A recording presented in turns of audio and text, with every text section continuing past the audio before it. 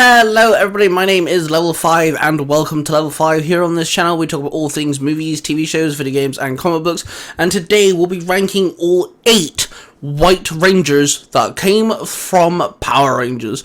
Now I will state this, I'm not including Tommy's weird ninjetti outfit. I don't consider them Rangers. I know the Ranger Wikipedia and a lot of people do, but I do not. And then second of all, we're not going to include Zato's White Ranger form, which he gets at the end of Dino Fury and the first episode of Cosmic Fury, because we rarely ever see him in it, because obviously he's not in the first couple episodes of Cosmic Fury, and then he's instantly the Zenith Ranger, so I'm not including that. So that gives us 8 Rangers overall, and the other 8 Rangers I'll be ranking.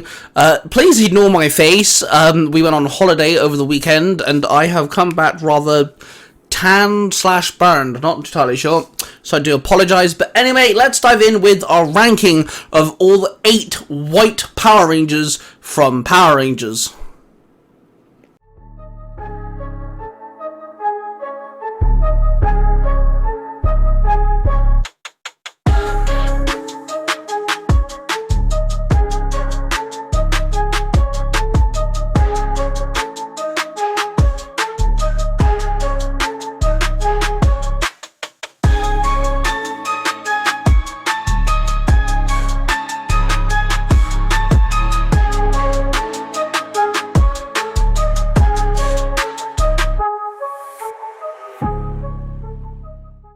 And on another 8th spot, I have Delphine, aka the White Alien Ranger.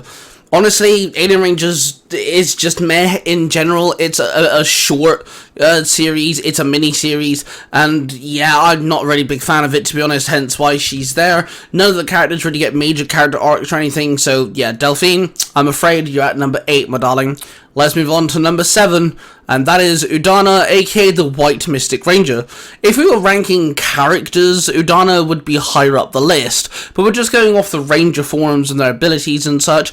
The White Mystic Ranger is absolutely phenomenal. I love the design. She looks vastly different to the rest of the team, and of course she has the power of ice, which I am a huge fan of characters who manipulate ice. I think they're very cool. Please hold your applause. And yeah, it's just, we don't really get to see her Ranger form, hence why she's kind of down, lower down the list, but it is a very sick Ranger form nevertheless. Number 6, we have Haley, aka the White Ninja Steel Ranger. When it comes to Haley, I put her this low down because, again, Ninja Steel doesn't get a lot of attention. There's not many character arcs throughout it all, and that also includes the Ranger forms. But I do quite like the Ninja Steel suits. I think they're very cool. They're very different to Ninja Storm, which I like it when we have vastly different suits, when we have similar abilities, and of course we have 2 ninjas teams, so technically 3 if you count Alien Rangers, because in the Sentai they are ninjas. And when it comes to Ninja Steel, I love the band across the torso, and I do love the each shuriken on their visor is different, and honestly it's a badass suit, I'm not gonna lie. For number 5, our 5th spot, is Alyssa, aka the White Wild Force Ranger. It hurts me that Alyssa is so low. Wild Force is my favourite Power Ranger season of all time, and I just have a soft spot for Alyssa. She's smart, she's clever, she's in school, she's in some form of education during being a Power Ranger, and of course she juggles so many different activities, and she's incredibly smart and witty. The Wild Force suit itself looks amazing. She does look unique compared to the rest of the other suits, because she does have a skirt. She has some pink highlights because obviously she's a girl, and in the Super Sentai she's the only girl. I do like the little pink flecks though in the helmet representing the tiger stripes. The tiger helmet is phenomenal, really does stand out, and of course she does have her golden insignia on the chest by the shoulder, representing her noble tiger. And yeah, it's a really cool suit. I really do enjoy it, and it, like I said, it just hurts me a little bit that Alyssa is so low. Now, number 4th spot, I'm going to get some controversial opinions on this, but this is my list. I should have said that in the beginning. This is my list, so please just let me have my opinion, but I'm sure you guys can rank this 4th spot higher up if you wish. And that is Tommy, aka White Mighty Morphin Power Rangers. Now, of course, I'm only going off the white suit. I'm not going off Tommy's other installment that he has throughout Power Rangers. The white suit is really cool. I do really love his white powers. His suit is phenomenal. I love the golden chest piece. The emblem on the chest is really cool. Love the helmet design as well. And also he has Saber, which is awesome. One of the coolest swords of all time. In fiction, Saber is one of the coolest swords and very underused, which is a shame. In Super Sentai, it's actually a kid, which is actually kind of cool. And yeah, honestly, the only reason why it's so low is for two reasons. First off, he doesn't have any resemblance to the Mighty Morphin team. He's obviously from a different team altogether. But second of all, the top three, I just think look cooler and just are cooler in general, hence why he's so low. On our third spot, I have Sam, aka Omega Ranger. This is technically our 6th Ranger for SPD, because he does actually have the number 6 on him. He's mostly white with some blue and gold, and honestly, Sam is really cool. And it's a shame that we didn't get to see more of his human side, but Sam is an absolute powerhouse, using his Omega Morpher as a blaster as well. And of course, we saw him catch multiple bullets, or laser bolts, whatever you want to call them, all at once. He moved stupidly quickly, and then just dropped them like it was nothing. He absolutely dominated the fight scenes he was in, and he's an absolute blast of a character.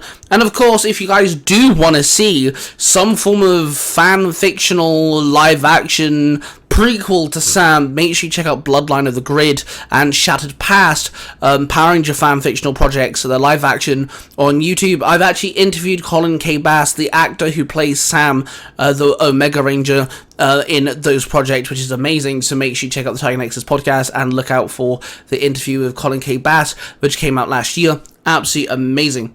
So our second spot goes to Trent, aka the White Dino Thunder Ranger. Now, I know a lot of people would put Trent or Tommy in their first spot, and I completely understand why. Trent is an absolute powerhouse of a ranger.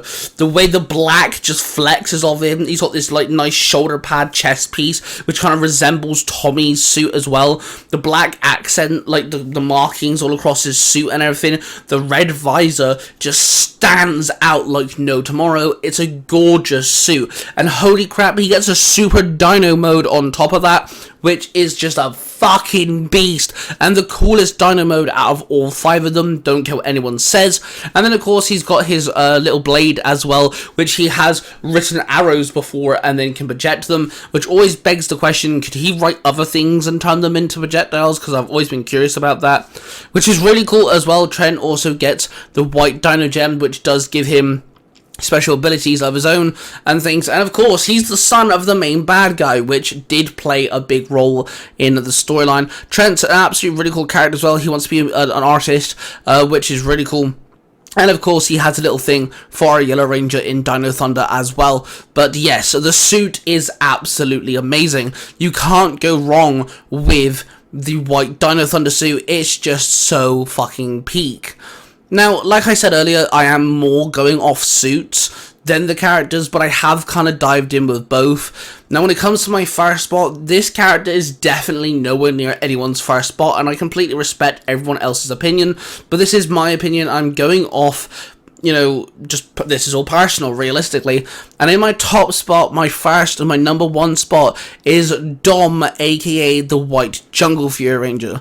I've just recently finished Jungle Fury for the 3rd, 4th time maybe, with my son, getting him into Jungle Fury. And honestly, watching Dom in that, he's actually a very fun character and very relatable. He wanted to adventure through the world. He's not exactly, he knows how to fight, but that wasn't his calling. He never gets his master mark, and also we see him try and do good later down the line, closer to the end actually. It's a couple, literally like the episode before, the big 3-4 episode finale. And we see Dom trying to show everyone, hey, I can do this. I'm meant to be part of the team. These are my friends. I'm trying to help them, sort of thing. Dom is a very fun character. Of course, he starts, his entrance scene is him dicking around and having a blast. He's friends with RJ, and he did know Jared, our big bad, well, the host of the big bad, when they all started in the academy. But of course, let's talk about the Jungle Fury suit. It is absolutely phenomenal. It definitely stands out from the other Jungle Fury suits. I don't mind it when a suit stands out, but I'd like some form of resemblance. And yeah, Jungle Fury White Ranger suit is phenomenal. He looks like a martial artist. He's got this little belt, like, you know, representing a black belt type thing. Of course, he's good at fighting.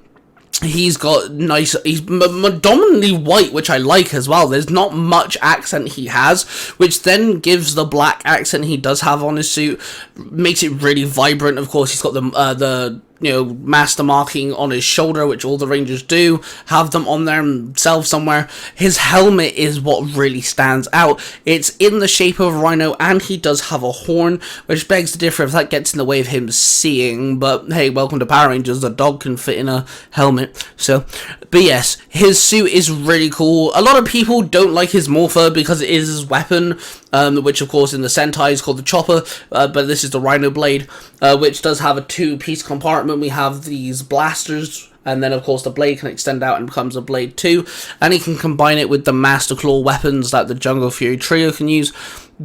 I'm actually kind of a fan of it. I like it. Maybe not much as a morpher, but as a weapon I think it's very fucking cool. His introduction